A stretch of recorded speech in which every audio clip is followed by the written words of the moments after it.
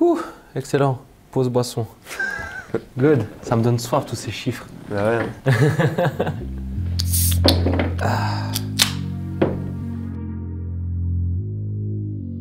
Fuck la fame, je veux que les ventes. Fuck la fame, je veux que les ventes. Je me rappelle à l'école, à l'époque, je me prenais que des vents. Mais t'as changé d'avis quand j'ai changé d'amis. On a changé ta vie, on a changé ta vie. Tu veux le faire, on l'a fait, y'a ma musique dans la fête. Tu veux le faire, on l'a fait, y'a ma musique dans la fête. Fuck la fame, je veux Tu me disais au niveau du rap belge en général que tu avais un peu, je dirais, commencé avant cette hype, avant le fait que tout le monde kiffe les rappeurs belges comme Kaba, Georges, etc. Et que c'était un peu avec ça que tu étais déjà en contact avec eux, que tu étais un peu validé depuis quelques années par ces gars-là. Raconte-moi un peu genre, ce fait d'être là avant la hype et comment tu perçois aujourd'hui le rap game en Belgique, tu vois. Bah en fait, c'est vrai que c'est marrant parce que nous on a commencé donc il y a peut-être maintenant 6-7 ans, tu vois. 7 ans je pense. Et ouais, tu vois, on a vraiment vu une différence, c'est-à-dire que il y a 5 ans, tu allais dans un concert de rap, même de Kaba ou Jean Jass ou Roméo, n'importe qui, il y avait 100 personnes, tu vois, même pas. Et puis à partir de il y a 3 ans ou 4 ans, c'est devenu stylé quoi, le rap belge. Il y a eu blindé de monde, ça s'est fait bouquer dans les festivals, c'était limite, enfin tu vois, c'était limite les têtes d'affiche des festivals, c'était des concerts à des milliers de personnes et tout. Et ouais, on a vraiment vu un changement. Je pense que le changement, ça s'est fait au moment où il y a eu Bruxelles arrive, tu vois, de Roméo et Kaba. Et là, à partir de... Enfin, c'était déjà un petit peu avant, parce que il y avait l'ordre du commun et tout machin, mais c'était quand même moins gros. Et là, quand il y a eu Bruxelles arrive, c'est vraiment devenu genre... Enfin, les gens qui commençaient vraiment à se rendre compte qu'il y avait de bons rappeurs en Belgique et que c'était pas...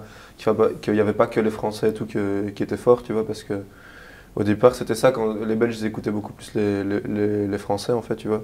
Toi Et aussi Toi aussi, bah ouais, t'écoutes même moi, je suis plus à la base, le rap que j'écoute, c'est plus du rap français, clairement, je suis plus rap français. Mais du coup, ce que les gens doivent savoir, c'est qu'ici, on est quand même à Liège, et toi, tu es liégeois de base. Ouais, à fond. Et du coup, pour rencontrer ces gars-là, tu as dû quitter Liège, aller sur Bruxelles, ça fait quoi? En fait, à la base, je les ai pas nécessairement rencontrés à Bruxelles parce que je t'ai dit, ils faisaient des concerts à Liège et tout, et vu que le rap c'était petit, il y avait des connexions qui se faisaient. J'avais fait une première partie à l'époque de Jean Jass, genre mais vraiment il y a super longtemps, quand j'avais pas encore sorti vraiment beaucoup de sons et tout.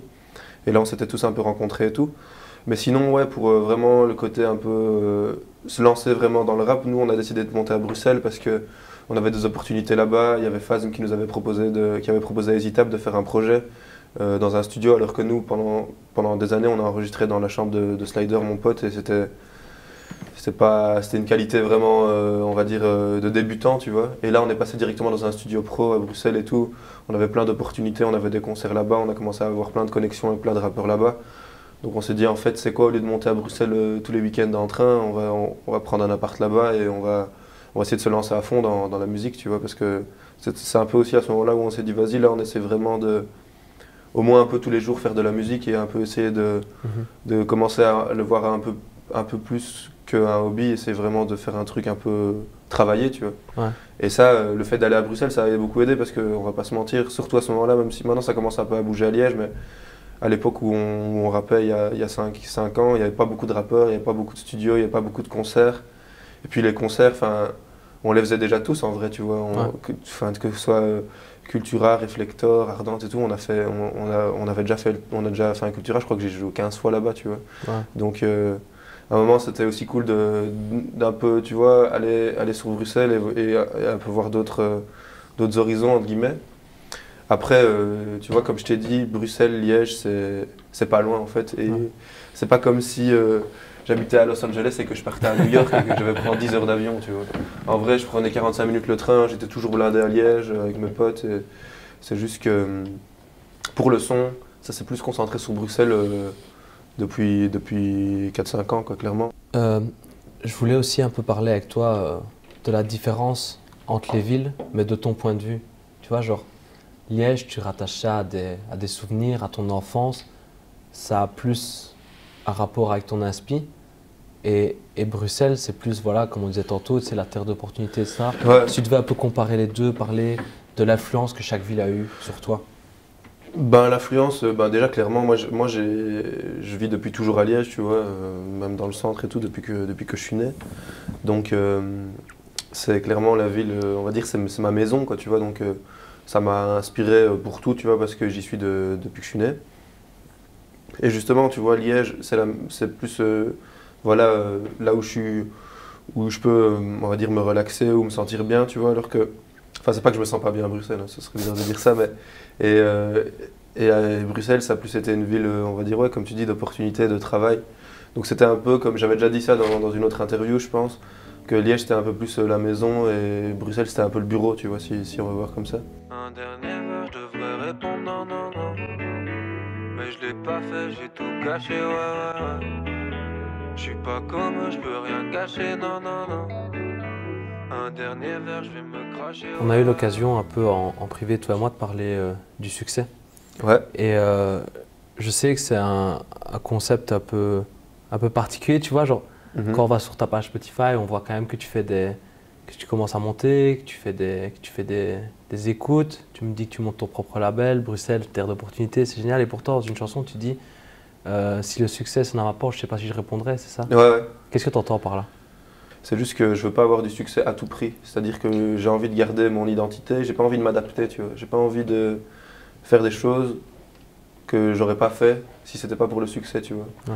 Donc j'ai envie de garder, on va dire, ma patte. Et après, ça veut pas dire que je suis pas ouvert à tester des nouveaux trucs. Et d'ailleurs, je pense que ma musique, elle s'ouvre de plus en plus, tu vois.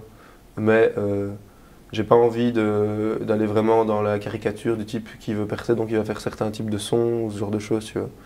Et c'est ça que je veux dire en fait. C'est juste que le succès, bien sûr, c'est un but, mais c'est pas un but où tu vas à tout prix parce que j'ai pas envie de moi-même plus pouvoir aimer mes propres musiques juste parce que j'ai fait certaines musiques pour le succès en fait. C'est ça que ça veut dire. Pour faire un peu le lien, tu sais, entre les villes et justement le succès, tu penses que Bruxelles, en Belgique, c'est le seul moyen de percer? Non, je pense pas. Je pense pas. Je pense que ça l'était à un moment, justement peut-être au moment où on est allé là-bas, mais là, pour le moment, je commence à voir même des Liégeois et tout tu vois, qui font leur truc sans bouger de Liège, d'office qui font d'office des trucs à Bruxelles de temps en temps, mais ça tout le monde. Par exemple, je pense tu vois, à Green Montana, tu vois, qui est un Verviétois et qui a fini par la signer sur le label de Booba. Enfin, tu vois, il n'a pas été à Bruxelles, il a percé à fond, tu vois. Et donc je pense que maintenant la musique c'est aussi beaucoup plus régi par Internet et tout. Et Internet au final, tu peux me mettre, je sais pas, dans les Alpes maritimes et percer, tu vois. Si tu as un bon clip, tu vois, on s'en fout, tu vois, si la musique elle est bien. Et donc maintenant je pense que c'est moins nécessaire avec justement tout ce qui est réseau, Internet et tout. Après c'est sûr que je pense que ça aide toujours quand même parce que tous les réseaux de connexion et tout, et les opportunités, les studios, les maisons de disques et tout, elles sont à Bruxelles ou à Paris, tu vois. Mais je pense pas que c'est nécessaire, quoi. Mais c'est clair que ça aide. Tu sais, on est un peu de la même génération et tu dis que maintenant c'est régi par Internet. Nous, quand on était gamins, c'était, tu sais, on allait chercher notre CD ou des trucs comme ça quand ça sortait. Tu sais. Ouais. Et toi, tu as eu droit à des sorties physiques ou pas? Moi, j'ai jamais sorti de physique, non. Et tu regrettes cette époque, entre guillemets? Ben, Ou Spotify, c'est bon, et tant que toi, c'est c'est clair que ça me... Après, moi, voilà, je suis pas... Je veux pas... C'est normal, tu vois, moi-même, j'achète pas de CD, tu vois, actuellement, donc... Je trouve ça normal que je sorte mon truc sur Spotify. Après, c'est clair que ça me fait chier de ne pas avoir les objets, par exemple, de mes CD. J'aurais peut-être même dû en presser quelques-uns. En vrai, c'est juste que ça demande un budget. On est déjà en train de tout entreprendre nous-mêmes. Donc, tu vois, on paye les clips, on paye les trucs. Donc, des fois, on n'a pas vraiment le temps ou bien les moyens de, en plus, se mettre sur un CD, tu vois. Mais c'est juste que, voilà, c'est l'époque qui est comme ça. Et c'est vrai que d'un côté... c'est différent, il n'y a pas l'objet, c'est un peu moins, on va dire,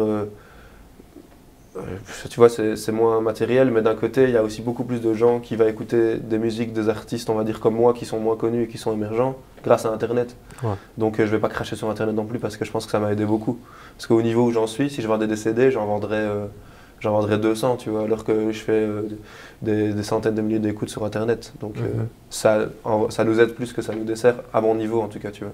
Peut-être que les gros artistes, ça leur fait peut-être moins gagner d'argent, mais moi, à mon niveau, ça m'aide en vrai, qu'il y ait Internet, parce que les gens découvrent beaucoup plus de musique grâce à Internet, parce que une musique, ça se découvre en 3 minutes, alors qu'avant, il fallait aller acheter le CD, justement, tu vois.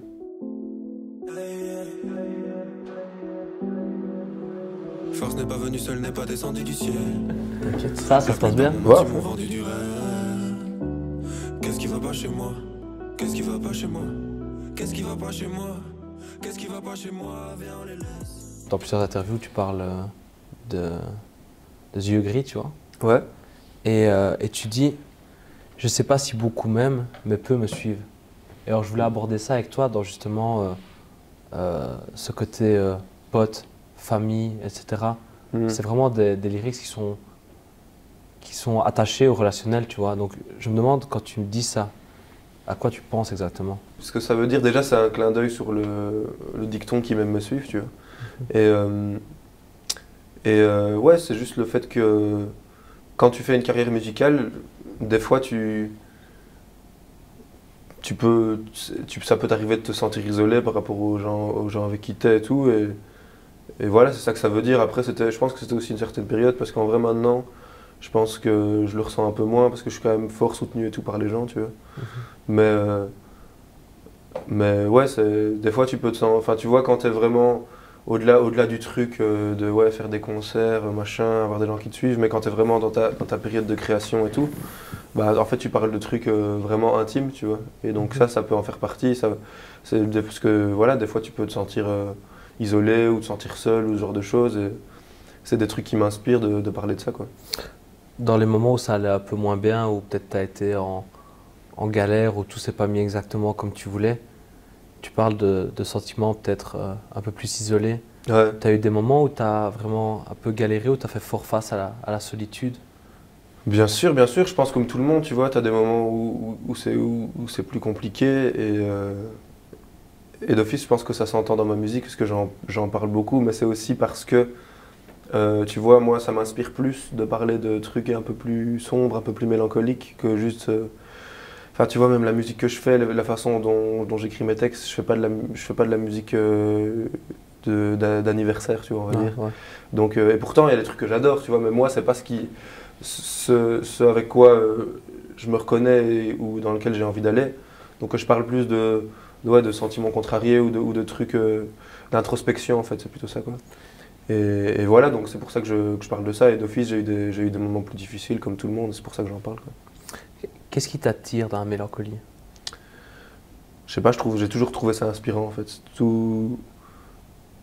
La majorité des musiques que j'aime bien écouter tout seul et tout, c'est souvent mélancolique. Je trouve ça plus beau, plus poétique. Du coup, je voulais savoir, est-ce que tu penses, tu es déjà à 3 projets, est-ce que tu penses que maintenant cette mélancolie, malgré le fait que tu grandisses, etc., est-ce que tu penses que c'est devenu quelque chose qui fait partie intégrante de ton personnage, de l'artiste? Ouais, clairement, mais ouais, d'office, je pense que ouais, je me vois mal. Tu vois, c'est des trucs qui m'inspireront toujours, tu vois, je pense. Et juste que je vais sûrement le faire de manière différente et tout. Parce que j'ai pas envie de rester non plus figé dans tout le temps la même chose. Mais je crois que ça restera toujours une part importante de mon inspiration, ouais, clairement. Change pas le monde, c'est lui qui a commencé. Je sais que t'as mal, le temps va romancer. Laisse-toi aller, je commande. Demande pas la provenance. Ceux qui font. À l'aise, une bière, ça va, non? Normalement, c'est bon.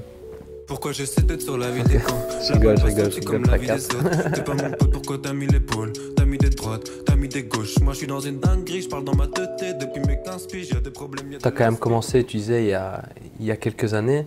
Et donc, est-ce que c'est pas plus compliqué de commencer dans un contexte où tu sais, tu es un peu plus jeune, tu es en fin d'adolescence, tu te cherches un peu, tu cherches quelles études tu vas faire, vers où tu veux te diriger, et tu te retrouves en plein milieu de ce truc-là qui est déjà quand même quelque chose d'important.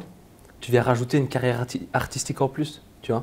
Est-ce que ça n'a pas un peu influencé, ça n'a pas un peu joué dans ta manière d'être et de devenir? En fait, clairement, ouais, quand tu fais ça, tu te poses beaucoup de questions, mais moi j'ai l'impression justement que, tu vois, toute cette période que tu parles de la fin d'adolescence où il y a des doutes et tout, tu vois, moi j'ai aussi vécu ça, mais moi j'ai justement l'impression que la carrière musicale, c'est ça qui m'a un peu sorti de ça, parce que à cause de ça, j'ai arrêté de me poser des questions parce que j'ai capté ce que je voulais faire et ça m'a tellement fait kiffer, tu vois, et j'ai vécu tellement d'expériences avec ça, tu vois, genre là pour le moment c'est plus calme parce que voilà, il y a le Covid et tout, mais pendant des années c'était en mode tous les jours, on était dans des radios différentes, on faisait des trucs et tout, enfin c'est une putain d'expérience en fait de vivre un truc comme ça, même quand c'est pas encore un truc où t'es méga connu, il y a déjà vraiment moyen d'en faire une putain d'expérience parce que t'es avec tes potes tous les jours, que t'es en train de créer, que t'es en train d'être à gauche à droite et de rencontrer plein de gens.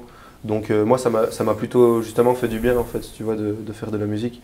Et puis après oui, d'office tu te poses des questions quand ça commence à être un peu justement en mode ouais, il y a moyen peut-être d'avoir du succès ou ce genre de choses. Là ça commence à être peut-être à plus pour certains se poser des questions, mais en vrai le truc à la base, vraiment la musique, non, ça c'est trop bien et ça fait trop kiffer en fait. Est-ce que tu penses que d'un point de vue positif, j'entends, est-ce que ça t'a changé? Ouais, à fond, d'office. C'est sûr, tu vois, je pense que les trucs que tu fais comme ça qui te marquent, ça te change, tu vois. Comme je t'ai dit, tu vois, moi je suis quelqu'un de plutôt timide à la base et la musique, ça m'a permis de m'affirmer dans ce que j'étais, juste d'assumer qui t'es. C'est un truc qui, l'air de rien, pour blindé de gens, est hyper difficile, tu vois. Et moi, ça m'a aidé à fond. Et donc, ouais, et puis, ouais, toutes les expériences que j'ai faites, j'ai même été au Sénégal, j'étais en Angleterre, rien que pour la musique, j'ai fait des concerts à Paris et tout. C'est des expériences qui te forment, en fait, tu vois. Ouais. Et donc, ouais, ça m'a changé, c'est sûr. C'est sûr que je serais pas le même, je pense que si j'avais pas fait de musique, je serais pas le même. Et par rapport à tes études, qui sont quand même bien avancées, tu te sentirais comment si dans un futur proche, le délire de la musique et du rap, ça se mettait pas bien pour toi? C'est une possibilité, tu vois. Et c'est pour ça aussi que je fais des études, donc voilà. Mais après, c'est clair que ça me ferait chier, clairement. Ça me ferait chier parce que la musique, quand t'as déjà goûté à tout ce qui est concert et tout, t'as pas envie d'arrêter, tu vois. Après, je pense que j'arrêterai jamais, mais peut-être que c'est plus ça, à mon avis, une autre possibilité. Soit j'y arrive, ou soit j'y arrive à moitié, où je continue comme maintenant et j'ai un métier sur le côté. Ça, c'est faisable, tu vois. En tout cas, pendant quelques années, je sais pas si je vais rapper jusqu'à mes 50 ans, tu vois. Ou alors je ferai de l'autre musique ou quoi, tu vois. Enfin, de toute façon, je suis ouvert, tu vois. Je fais aussi, là, je commence aussi à jouer des instruments et tout. Donc, je kiffe la musique dans son entièreté. Et si jamais je dois faire un autre chose. Mais j'aimerais bien faire quelque chose qui se rapproche de ça parce que j'aime bien l'art, j'aime bien la musique, quoi. Si en 2021, il y avait des gars, des jeunes Belges, qui voulaient se lancer et essayer de suivre un peu peut-être le même type de parcours, se jeter à l'eau, etc. comme toi, si tu devais leur dire un truc, ce serait quoi? Déjà, bonne chance, parce que putain, c'est chaud maintenant. Il y a tout le monde qui fait du rap, c'est compliqué.